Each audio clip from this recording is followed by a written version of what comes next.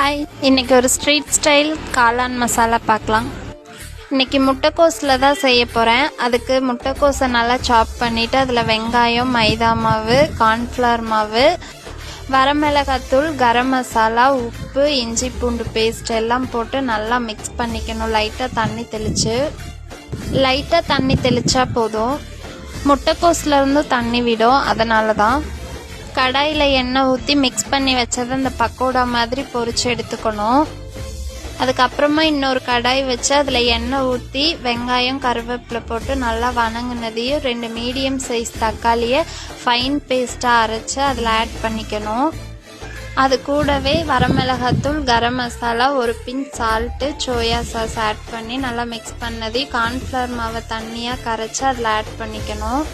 Cornflour மாவு add பண்ணியிருக்கிறனால நல்லா திக்காக வரும். அதுக்கப்புறமா பொரிச்சு வச்சதை போட்டு நல்லா மிக்ஸ் பண்ணிகிட்டே இருந்தோன்னா நமக்கு சூப்பரான காளான் கிரேவி ரெடி ஆயிடும். நீங்களும் ட்ரை பண்ணி பாருங்கள்.